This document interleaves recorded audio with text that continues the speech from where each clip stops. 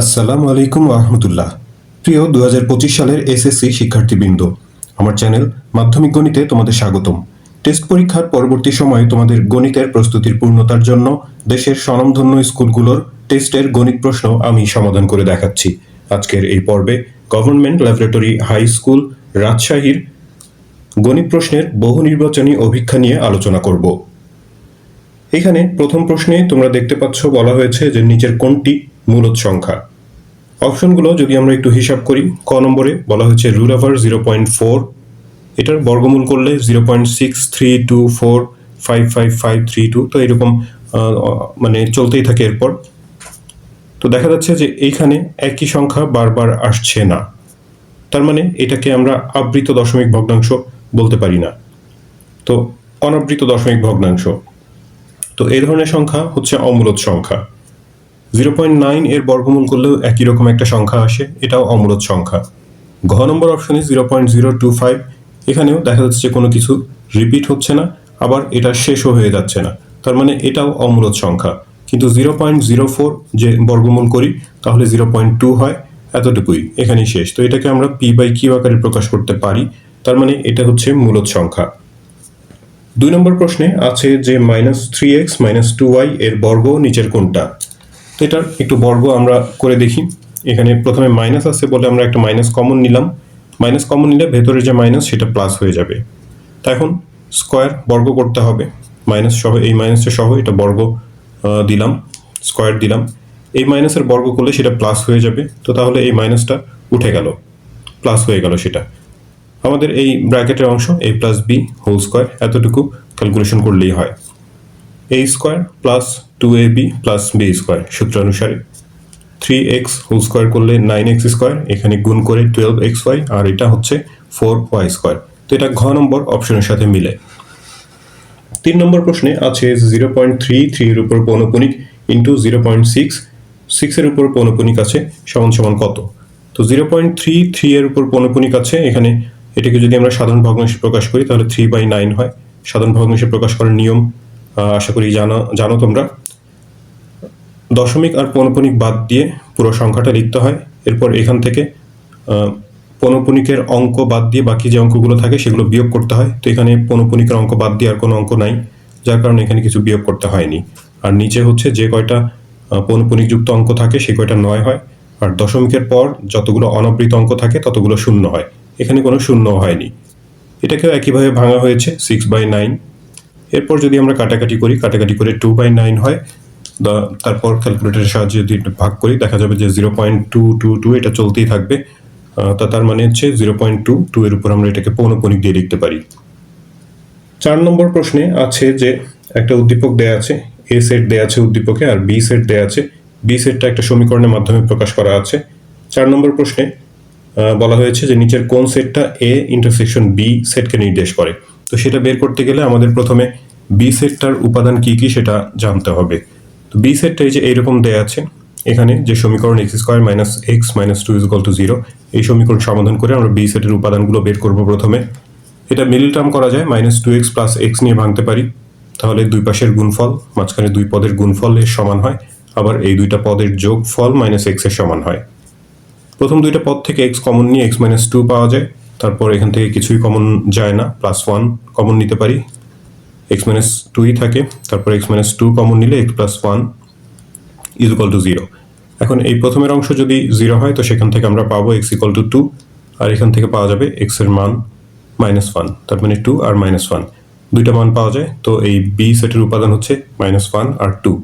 তো আমাদের এ আর বি সেটের ইন্টারসেকশন বের করতে বলেছে। ইন্টারসেকশন মানে কমন, এ সেটের উপাদান আর বি সেটের উপাদানের মধ্যে -1 আর 2, এই দুইটা পদ, এই দুইটা উপাদান কমন আছে। তো এটা ঘ নম্বর অপশনের সাথে মেলে। 5 নম্বর প্রশ্নে আছে যে a ক্রস বি এর উপাদান সংখ্যা কত। a ক্রস বি এর উপাদান সংখ্যা, এ সেট এর উপাদান সংখ্যাটা নাম্বার অফ এ আর নাম্বার অফ বি, বি সেটের যে উপাদান সংখ্যা সেগুলো যদি আমরা গুণ করি তাহলেই a ক্রস বি এর উপাদান সংখ্যা পাওয়া যাবে। এখন এ সেটের উপাদান, এ সেটের উপাদানগুলো ছিল যে -1 1 2 3 অর্থাৎ 4টা উপাদান, আর নাম্বার অফ বি অর্থাৎ বি সেটের উপাদান হচ্ছে 2টা, গুণ করলে 4 × 2 = 8, তার মানে a ক্রস বি এর উপাদান সংখ্যা হচ্ছে 8টা। 6 নম্বর প্রশ্নে বলা হয়েছে যে সকল পূর্ণ এবং ভগ্নাংশ সংখ্যাকে বলা হয় ড্যাশ।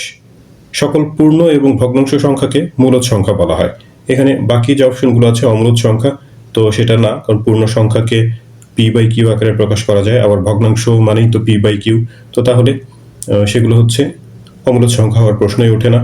অঋণাত্মক সংখ্যা আছে গ নম্বর অপশনে। পূর্ণ সংখ্যা এবং ভগ্নাংশ, পূর্ণ সংখ্যা সেটা ঋণাত্মকও হতে পারে, অঋণাত্মকও হতে পারে, ধনাত্মকও হতে পারে, সবই হতে পারে, তো শুধু অঋণাত্মক এটা ঠিক না। স্বাভাবিক সংখ্যা বলা হয়েছে, ভগ্নাংশ তো স্বাভাবিক সংখ্যা না, স্বাভাবিক সংখ্যা হচ্ছে ধনাত্মক পূর্ণ সংখ্যাগুলো, তো তাহলে এখানকার সঠিক উত্তর হচ্ছে মূলদ সংখ্যা, খ নম্বর অপশন। 7 নম্বরে X minus 5 whole square is equal to X square minus 10x plus 25, এইরকম একটা সমীকরণ দেয়া আছে। এই সমীকরণের বাম পাশের অংশটা যদি আমরা হিসাব করি a minus B whole square সূত্র দিয়ে a square minus 2ab plus B square, তাহলে দেখা যাচ্ছে যে ডান পাশের অংশের সাথে মিলে যায়, তার মানে এটা আসলে সূত্র বা সূত্রকে সাপোর্ট করে। তো আমরা জানি যে কোনো বীজগণিতীয় সূত্র সেটা হচ্ছে একটা অভেদ, সেটা সমীকরণ বলা যায়, কিন্তু মানে এটার বড় পরিচয় হচ্ছে এটা অভেদ। তো এখানে অপশন আছে, অভেদ মানে হচ্ছে যে এটা এক্স এর সকল মানের জন্য সত্য, সকল বাস্তব মানের জন্য সত্য। এক্স এর যে কোনো বাস্তব মান বসালে বাম পক্ষ আর ডান পক্ষ সমান হবে। আর সমীকরণ হচ্ছে এক্স এর নির্দিষ্ট একটা, দুইটা বা তিনটা, চারটা মানের জন্য, এক্স এর নির্দিষ্ট কয়েকটা মানের জন্য সত্য, সেটা হচ্ছে সমীকরণ। তো অভেদ যে কোনো বীজগণিতিক সূত্র, সেগুলো তো সব বাস্তব সংখ্যা, সব মানে কি বলে বাস্তব সংখ্যার জন্যই সেগুলো সত্য। তো সে কারণে যেহেতু এটা সূত্রের সাথে সম্পর্কিত, সূত্রকে সাপোর্ট করে, তার মানে এটা হচ্ছে একটা অভেদ। তো 1 নম্বর অপশনে আছে অভেদ, সেটা ঠিক। 2 নম্বর অপশনে বলেছে সমীকরণ, সেটাও ঠিক, সব অভেদই সমীকরণ। 3 নম্বর অপশনে আছে যে এক্স এর নির্দিষ্ট মানের জন্য সত্য, যেহেতু এটা অভেদ তার মানে এক্স এর সব মানের জন্য এটা সত্য। তো নির্দিষ্ট মানের জন্য সত্য, যদি শুধু সমীকরণ হতো তাহলে এটা নির্দিষ্ট মানের জন্য সত্য হতো, তো তাহলে 3 নম্বর অপশনটা সঠিক না। 8 নম্বর প্রশ্নে 2 ইনভার্স প্লাস 3 ইনভার্স এর মান বের করতে বলা হয়েছে। 2 ইনভার্স মানে হচ্ছে 1/2 আর 3 ইনভার্স মানে 1/3। এটা যদি আমরা লসাগু নিয়ে যোগ করি তাহলে 5/6 হয়। খ নম্বর অপশন হচ্ছে এর উত্তর। 9 নম্বর প্রশ্নে আছে যে 4x স্কোয়ার প্লাস 2 এর সাথে কত যোগ করলে যোগফল পূর্ণবর্গ হবে। 4x স্কোয়ার প্লাস 2 এর সাথে কত যোগ করলে যোগফল পূর্ণবর্গ হবে। 4x স্কোয়ার, এটাকে আমরা 2x হোল স্কোয়ার লিখতে পারি, তারপর এই 2, এটা সূত্রের 2, তারপর এটাকে যদি a বিবেচনা করি 2a, b হিসেবে যদি আমরা 1/2x নেই তাহলে এখানকার 2x কেটে এই 2 থাকে, অর্থাৎ এই 2 সমান হয়ে যায়। তো তার মানে b হিসেবে আমাদের 1/2x দরকার, তো তাহলে b স্কোয়ার দরকার এখানে সূত্রে ফেলার জন্য, 1/2x হোল স্কোয়ার। তাহলে হবে কি a square plus 2ab plus b square, সূত্রানুসারে আমরা a plus b whole square লিখতে পারবো, অর্থাৎ তখন এটা পূর্ণবর্গ হবে। তো আমাদের প্রশ্ন ছিল যে 4x স্কোয়ার প্লাস 2 এর সাথে কি যোগ করলে, কত যোগ করলে পূর্ণবর্গ হবে। তো এরকম পূর্ণবর্গ করতে গেলে যে এই সংখ্যাটা, অর্থাৎ 1/2x হোল স্কোয়ার অর্থাৎ 1/4x স্কোয়ার, এটা যোগ করতে হবে।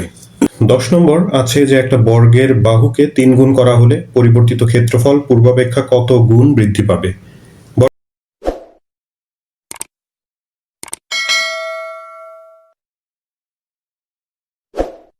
বর্গের বাহু যদি a হয় তাহলে সেটার ক্ষেত্রফল হচ্ছে a স্কোয়ার, আর বাহুর দৈর্ঘ্য যদি 3 গুণ করা হয় তাহলে সেটা হয়ে যাবে 3a, সেই ক্ষেত্রে এর ক্ষেত্রফল হবে হচ্ছে 3a হোল স্কোয়ার অর্থাৎ 9a স্কোয়ার। তো তাহলে আগে ক্ষেত্রফল ছিল a স্কোয়ার, আর এখন হয়ে 3 গুণ করার পরে ক্ষেত্রফল হয়ে গেল 9a স্কোয়ার। তাহলে ক্ষেত্রফল বৃদ্ধি পেল কতটুকু, 9a স্কোয়ার থেকে যদি আগের a স্কোয়ার মাইনাস করি তাহলে 8a স্কোয়ার হয়। তো এই a স্কোয়ারের তুলনায় এই 8a স্কোয়ার হচ্ছে 8 গুণ বেশি। তার মানে ক্ষেত্রফল বলেছে, যে প্রশ্ন ছিল যে পূর্বাপেক্ষা কত গুণ বৃদ্ধি পাবে, পূর্ব অপেক্ষা এই যে বৃদ্ধির পরিমাণটা হচ্ছে 8 গুণ। তো এটা যদি প্রশ্ন থাকতো যে কত গুণ হবে, ক্ষেত্রফল কত গুণ হবে, সেই ক্ষেত্রে এই যে a স্কোয়ারের 9 গুণ হচ্ছে এই যে পরের ক্ষেত্রফলটা, তার মানে 9 গুণ হতো, কিন্তু এখানে বৃদ্ধির পরিমাণটা কত গুণ সেটা বের করতে বলেছে। তো বৃদ্ধির পরিমাণটা হচ্ছে পূর্বের ক্ষেত্রফলের 8 গুণ। 11 নম্বর বলা হয়েছে যে 3x plus 2y is equal two 1 এই সমীকরণে x ইজ ইকুয়াল টু -3 বসালে সমীকরণের লেখের বিন্দুটা কোন চতুর্ভাগে পড়ে। তো এই সমীকরণে x এর মান যদি -3 বসানো হয়, এখানে 3x ছিল, x এর জায়গাতে -3 বসানো হলো, তো 3 3 9 -9 হয়, -9টাকে ডান পাশে নিয়ে গেলে 1 এর সাথে যোগ হয়ে সেটা হয় 10। তাহলে y = 5 × 10। y এর মান 5, তার মানে x হলো -3 আর y হলো 5। -3 5। এখন আমরা যদি একটু গ্রাফে দেখি, এদিকে হচ্ছে ধনাত্মক x আর এদিকে x প্রাইম বা ঋণাত্মক x। তো এখানে x এর মান ঋণাত্মক, তাহলে বাম দিকে আসতে হবে। এরপরে y এর মান হচ্ছে ধনাত্মক, y এর ধনাত্মক মান হচ্ছে উপরের দিকে। তার মানে এরকম একটা জায়গাতে এই -3 5 বিন্দুটা অবস্থিত। তো এটা হচ্ছে প্রথম দ্বিতীয় চতুর্ভাগ। 12 নম্বর প্রশ্নে দুইটা সমীকরণ দেয়া আছে, বলা হয়েছে যে সমীকরণ জোটের অসামঞ্জস্য ও পরস্পর অনির্ভরশীল হওয়ার শর্ত কোনটা। তো সমীকরণ যে দুইটা দেয়া আছে সেই দুইটা আমি যে এখানে লিখেছি। এখন সমীকরণ দুইটা অসামঞ্জস্য আর অনির্ভরশীল হবে হচ্ছে, তার জন্য শর্ত হলো যে এদের x এর অনুপাত y এর অনুপাত সমান, কিন্তু ধ্রুব পদের অনুপাত সমান না। এই শর্তে হচ্ছে সমীকরণ জোটটা অসামঞ্জস্য, পরস্পর অনির্ভরশীল হয়। তো এখানে x এর সহগ হচ্ছে a1, এখানে x এর সহগ a2, তাহলে এদের অনুপাত a1/a2। y এর সহগের অনুপাত b1/b2, এই দুটা সমান হতে হবে। আর ধ্রুবপদ c1 c2 এদের অনুপাত সমান না। এরকম যদি হয় তাহলে হচ্ছে এরা অসামঞ্জস্য, পরস্পর অনির্ভরশীল হবে এবং এদের কোনো সমাধান থাকবে না। 13 নম্বর প্রশ্নে বলা হয়েছে যে x এর কোন মানের জন্য ln x সংজ্ঞায়িত। তো এখানে গ নম্বর অপশনে আছে যে x > 0, এই মানের জন্য ln x সংজ্ঞায়িত। ln x মানে হচ্ছে log e ভিত্তিক log e। তো লগারিদম ধনাত্মক সংখ্যার জন্য কেবল সংজ্ঞায়িত। তো x > 0 মানে হচ্ছে ধনাত্মক সংখ্যা বোঝায়, তো এর জন্য ln x সংজ্ঞায়িত হবে। 14 নম্বর প্রশ্নে আছে যে θ = 90 ডিগ্রি এর জন্য নিচের কোনগুলো সংজ্ঞায়িত। তো এখানে যে অপশনগুলো আছে সেগুলো যদি আমরা একটু হিসাব করে দেখি, cot 90, θ যেহেতু 90 ডিগ্রি বলেছে, cot 90 আর হচ্ছে sec 90। cot 90 এর মান হচ্ছে 0 হয়, sec 90 এটা অসংজ্ঞায়িত। তো এখানে একটা মান আছে আর একটা মান হচ্ছে অসংজ্ঞায়িত। sin 90 tan 90 এগুলো হিসাব করলে এখানে একটা অসংজ্ঞায়িত, একটা আবার মান একটা ভ্যালিড মান পাওয়া যায়। cosec 90 sec 90 এই ক্ষেত্রেও একটা ভ্যালিড মান আর একটা হচ্ছে আনডিফাইন্ড বা আনডিফাইন্ড মান বা অসংজ্ঞায়িত মান। cot 90 আর হচ্ছে যে cos 90 এটার ক্ষেত্রে যে দুইটা 0 আছে, দুইটার মানই হচ্ছে 0, অর্থাৎ দুইটাই সংজ্ঞায়িত বা দুইটা ভ্যালিড মান পাওয়া যায়। তো তার মানে 14 নম্বর অপশন, 14 নম্বর প্রশ্নের উত্তর হচ্ছে ঘ, সংজ্ঞায়িত হচ্ছে এই cot 90 আর cos 90। 15 নম্বর প্রশ্নে আছে যে কোন শর্তে log a to the power a = 1, লগের ভিত্তি আর পাওয়ার যদি 1 হয় তাহলে সেটার মান 1 হয়। তো সেই ক্ষেত্রে তার শর্ত কি? তো সেই শর্ত হচ্ছে এর মান 0 থেকে বড় হতে হবে, কিন্তু 1 হওয়া যাবে না, অর্থাৎ 1 বাদ দিয়ে 0 থেকে বড় যে কোনো মান হতে পারে। 16 নম্বর প্রশ্নে আছে যে 2 sin a cos a = √3/2 হয় যদি, তাহলে a এর মান কত? তো এখানে হচ্ছে যে 2 sin a cos a = √3/2। এখানে অপশন যে আছে 30 ডিগ্রি, 45 ডিগ্রি, 60 আর হচ্ছে 90 ডিগ্রি, একটা করে অপশন নিয়ে তারপরে হিসাব করে দেখতে হবে, কারণ এটা যদি সমাধান করে আমরা a এর মান বের করতে চাই তো সেটা বিশাল একটা প্রশ্ন হয়ে যাবে। এই কারণে এখানে অপশনগুলো একটা করে চেক করে আমাদের a এর মানটা বের করতে হবে। তো প্রথম অপশনে 30 ডিগ্রি আছে, a এর মান যদি 30 ডিগ্রি বসাই, sin 30 মান হচ্ছে হাফ, cos 30 হলো √3/2, এখানে 2 আর হাফ কেটে √3/2 = √3/2 মিলে যাচ্ছে দুই পক্ষ, তার মানে a এর মান 30 ডিগ্রি, অর্থাৎ ক নম্বর অপশনটাই সঠিক। 17 নম্বর প্রশ্নে আছে যে আর ব্যাসার্ধ বিশিষ্ট একটা বৃত্ত এবং ওই বৃত্তস্থ বর্গের ক্ষেত্রফলের অনুপাত কোনটা? আর ব্যাসার্ধ বিশিষ্ট যদি একটা বৃত্ত হয় সেই বৃত্তের ক্ষেত্রফল হচ্ছে πr² সূত্রানুসারে। আর ওই বৃত্তস্থ বর্গ, একটা বৃত্তের মধ্যে যদি বর্গ আঁকা হয় তাহলে ওই বর্গের কর্ণের দৈর্ঘ্য হয় হচ্ছে ওই বৃত্তের ব্যাসের সমান। কর্ণের দৈর্ঘ্যকে √2a সূত্রানুসারে আমরা লিখতে পারি, আর যেহেতু সেটা ব্যাসের সমান হবে, ব্যাস মানে হচ্ছে 2r, তাহলে √2a = 2r, সেখান থেকে আমরা a এর মান পাই, এই √2টা ওই পাশে গিয়ে ভাগ হয়ে 2 এর সাথে ভাগ হয়ে আরেকটা √2 হবে, অর্থাৎ √2r। বর্গের বাহুর দৈর্ঘ্য পেলাম, তাহলে বর্গের ক্ষেত্রফল আমরা জানি যে বাহু স্কয়ার অর্থাৎ a স্কয়ার, এই ক্ষেত্রে এই √2r এর যদি স্কয়ার করি তাহলে 2r² হয়। এটা হচ্ছে বর্গের ক্ষেত্রফল। আমাদের বৃত্ত আর বর্গের ক্ষেত্রফলের অনুপাত বের করতে বলা হয়েছে। বৃত্তের ক্ষেত্রফল πr² আর বর্গের হচ্ছে 2r²। r² দিয়ে ভাগ করলাম, তাহলে π = 2 থাকে। এটাই হচ্ছে 17 নম্বর প্রশ্নের উত্তর। 18 নম্বর প্রশ্নে আছে যে অবনতি কোণের মান কত ডিগ্রি হলে খুঁটির দৈর্ঘ্য তার ছায়ার দৈর্ঘ্যের √3 গুণ হবে। তা আমি একটা ত্রিভুজ এঁকেছি এখানে, সমকোণী ত্রিভুজ। অবনতি কোণ হচ্ছে এই যে এইটা, এই কোণটা। তো এটা থিটা ডিগ্রি যদি হয়, এই কোণটাও থিটা ডিগ্রি হবে, কারণ হচ্ছে অবনতি কোণ আর এটা উন্নতি কোণ, এই কোণ দুইটা সমান, একান্তর কোণ সেই কারণে। তো এখন বলা হয়েছে যে খুঁটির অবনতি কোণের মান কত ডিগ্রি হলে খুঁটির দৈর্ঘ্য তার ছায়ার দৈর্ঘ্যের √3 গুণ হবে। এটা যদি খুঁটি হয় তার ছায়ার দৈর্ঘ্য হচ্ছে এটা। ছায়ার দৈর্ঘ্যটাকে যদি আমরা 1 ধরি, তাহলে এখন খুঁটির দৈর্ঘ্য যেহেতু ছায়ার দৈর্ঘ্যের √3 গুণ, অর্থাৎ খুঁটির দৈর্ঘ্যটা হবে হচ্ছে √3। এখন এই কোণের সাপেক্ষে লম্ব আর ভূমির অনুপাত √3/1, অর্থাৎ √3 হয়। এখন √3 হচ্ছে tan 60 ডিগ্রির মান, তাহলে দুই পাশ থেকে tan বাদ দিয়ে আমরা থিটা এর মান পাই হচ্ছে 60 ডিগ্রি। তার মানে উন্নতি কোণ বা অবনতি কোণ যদি 60 ডিগ্রি হয়, তাহলে খুঁটির দৈর্ঘ্য ছায়ার দৈর্ঘ্যের √3 গুণ হবে। 19 নম্বর প্রশ্নে আছে যে জেড বর্ণটির ঘূর্ণন প্রতিসমতার মাত্রা কোনটা। জেড বর্ণটাকে যদি আমরা মানে অর্ধেক, মানে 180 ডিগ্রি ঘুরাই, তাহলে একবার সেটা আবার আগের মতো অবস্থানে আসবে, আরও 180 ডিগ্রি ঘুরালে সেটা আরও একবার মানে পূর্বের অবস্থায় চলে আসবে। তার মানে পুরো 360 ডিগ্রির মধ্যে এটা দুইবার একই রকম অবস্থান দেখাবে। তো তাহলে এটার ঘূর্ণন প্রতিসমতা হচ্ছে 2।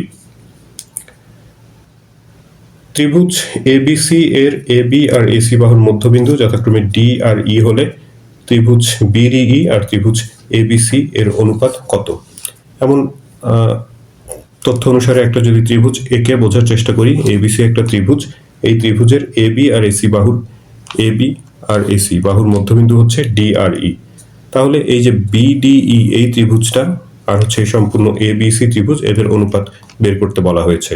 তো এটা হচ্ছে 1:4 হয়, এরকম একটা উপপাদ্য আছে প্রমাণ, সেই প্রমাণটা বেশ বড়, তো সেটা এখানে এমসিকিউ এর মধ্যে সেটা আসলে বোঝানোটা মুশকিল। এটা উপপাদ্য যারা জানো তো জানো, না জানলে এটা মুখস্থ রাখতে হবে। 21 নম্বর প্রশ্নে বলা হয়েছে একটা চিত্র দেয়া আছে, চিত্রে গাঢ় চিহ্নিত অংশের ক্ষেত্রফল কত বর্গ সেন্টিমিটার। একটা আয়তাকার ক্ষেত্রের মধ্যে একটা খালি বৃত্তাকার ক্ষেত্র আছে, আর অনধিকৃত অংশটা গাঢ় চিহ্ন দিয়ে চিহ্নিত করা আছে। তো আয়তাকার ক্ষেত্রের দৈর্ঘ্য প্রস্থ দেওয়া আছে 7 আর 4। আয়তাকার ক্ষেত্রের ক্ষেত্রফল থেকে যদি আমরা বৃত্তাকার ক্ষেত্রের ক্ষেত্রফল মাইনাস করি, তাহলে গাঢ় চিহ্নিত অংশের ক্ষেত্রফল পাবো। আয়তাকার ক্ষেত্রের ক্ষেত্রফল দৈর্ঘ্য গুণ প্রস্থ 7 গুণ 4, 4 7 28 বর্গ সেন্টিমিটার। বৃত্তের ব্যাসার্ধ হবে হচ্ছে, এই যে এখানে চিত্রে দেখো যে বৃত্তের ব্যাসার্ধ হবে হচ্ছে, ব্যাস হবে হচ্ছে প্রস্থের সমান। তার মানে ব্যাসার্ধ হবে হচ্ছে প্রস্থের অর্ধেক। প্রস্থ দেয়া আছে 4, সেটাকে যদি অর্ধেক করি 2 দিয়ে ভাগ, তাহলে বৃত্তের ব্যাসার্ধ আর এর মান পাবো। তো বৃত্তের ক্ষেত্রফল হবে পাই আর স্কোয়ার, সূত্রানুসারে হিসাব করে পাই 12.5664 বর্গ সেন্টিমিটার। তাহলে আয়তক্ষেত্রের ক্ষেত্রফল থেকে যদি বৃত্তের ক্ষেত্রফল মাইনাস করি, 28 থেকে 12.5664 বিয়োগ করলে 15.4336 বর্গ সেন্টিমিটার হয়। তাহলে এটাই হচ্ছে ওই গাঢ় চিহ্নিত অংশের ক্ষেত্রফল। অপশনে অবশ্য দশমিকের পর 2 ঘর নেওয়া আছে 15.43। তো এটাই উত্তর। 22 নম্বর প্রশ্নে একটা চিত্র দেয়া আছে, চিত্রের একদিকে 10 সেন্টিমিটার, একদিকে 20, একদিকে 15, একদিকে 8 সেন্টিমিটার দৈর্ঘ্য দেয়া আছে। দেখে এটা আয়তাকার ক্ষেত্র বলে মনে হচ্ছে, কিন্তু আবার এক এক দিকে এক এক রকম দৈর্ঘ্য। একটা রাস্তা দেয়া আছে, এখানে রাস্তাটা ঠিক যে কিভাবে দেয়া আছে চিত্র দেখে আমি কিছু বুঝতে পারছি না। বলা হয়েছে যে জমিটির কত বর্গ সেন্টিমিটার জায়গা দিয়ে রাস্তা গেছে। তো রাস্তাটা এখানে চিত্রে যেমনটা দেয়া আছে, রাস্তাটা জমির বাইরে দিয়ে গেছে। তো তাহলে জমির কত বর্গ সেন্টিমিটার জায়গা দিয়ে রাস্তা গেছে এটা কি করে বের করা সম্ভব? এই প্রশ্নটা আসলে আমি বুঝতে পারছি না। এখানে চিত্রে হয়তো ভুল আছে, অথবা কোনো তথ্যগত ভুল আছে এখানে, এটা আসলে সমাধান করা যাচ্ছে না। 23 নম্বর প্রশ্ন, 128 যোগ 64 যোগ 32 যোগ ... প্লাস হাফ এরকম একটা ধারা দেয়া আছে। বলা হয়েছে যে ধারাটাতে কতগুলো পদ। তো ধারাটা এই যে এখানে লিখে একটু হিসাব করি। ধারাটার প্রথম পদ a = 128, আর এর মান সাধারণ অনুপাত, পরের পদকে আগের পদ দিয়ে ভাগ করলে 1/2 হয়। এখানে এই যে শেষের যে পদটা দেয়া আছে অর্থাৎ n-তম পদ, সেটা হলো হাফ। আমাদের n এর মান বের করতে হবে, অর্থাৎ পদ সংখ্যা। n-তম পদের সূত্র জানি আমরা, ar⁻n-1, ডান দিকে হচ্ছে হাফ, a এর মান 128 আর r এর মান হচ্ছে হাফ। মান বসানো হলো, 128 ডান পাশে গিয়ে 1/2 এর সাথে ভাগ হয়ে যাবে, অর্থাৎ 2 এর সাথে নিচের 2 এর সাথে গুণ হবে, 256 হবে। 1/2 56, এটাকে আমরা হাফের উপর 8 পাওয়ার দিয়ে লিখতে পারি। তো তাহলে দুই পাশ থেকে হাফ পাওয়ার ভিত্তি হাফ বাদ দিয়ে আমরা লিখতে পারি n-1 ইজ ইকুয়াল টু 8, অর্থাৎ n ইজ ইকুয়াল টু 8 আর 1 9, অর্থাৎ ওই ধারাটাতে 9টা পদ আছে।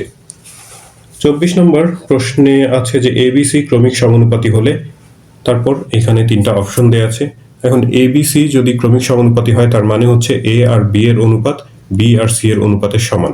এটাকে ভগ্নাংশ আকারে লিখলে A/B is equal two B/C লিখতে পারি।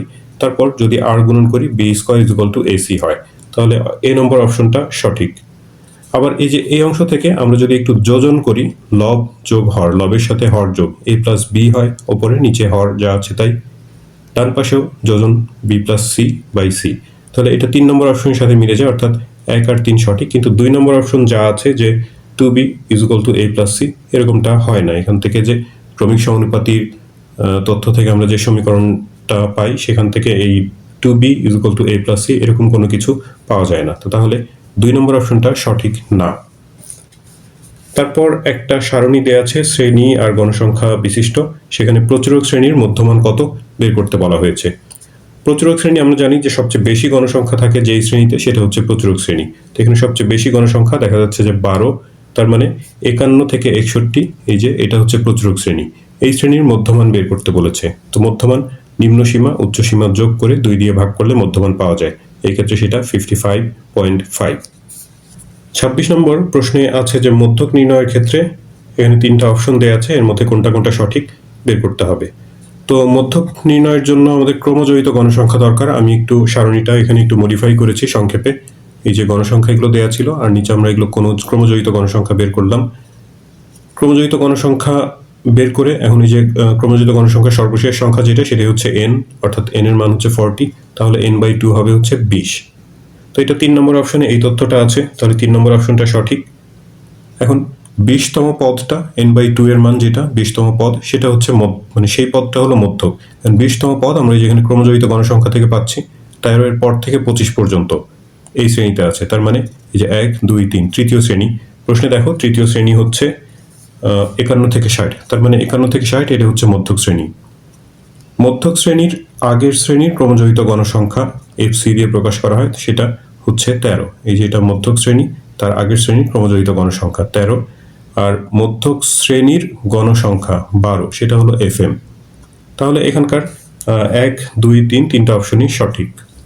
27 নম্বর আছে যে কোনো বৃত্তের ব্যাসার্ধ r থেকে r+x করা হলে বৃহত্তম জ্যা এর দৈর্ঘ্য কি পরিমাণ বাড়তে পারে। বৃহত্তম জ্যা, বৃত্তের বৃহত্তম জ্যা মানে আসলে ব্যাস, তার মানে ব্যাস কি পরিমাণ বাড়তে পারে সেটা হচ্ছে প্রশ্ন। এখন যখন বৃত্তের ব্যাসার্ধ r ছিল তখন বৃহত্তম জ্যা অর্থাৎ ব্যাস হবে হচ্ছে এর ডাবল, ব্যাসার্ধের ডাবল হচ্ছে ব্যাস। আর r+x যদি হয়, বাড়িয়ে r+x যদি করা হয় তখন সেই ক্ষেত্রে এটার ব্যাস হবে এর ডাবল, 2 × r+x। এখন প্রশ্ন হচ্ছে যে বৃহত্তম জ্যা এর দৈর্ঘ্য কি পরিমাণ বাড়তে পারে।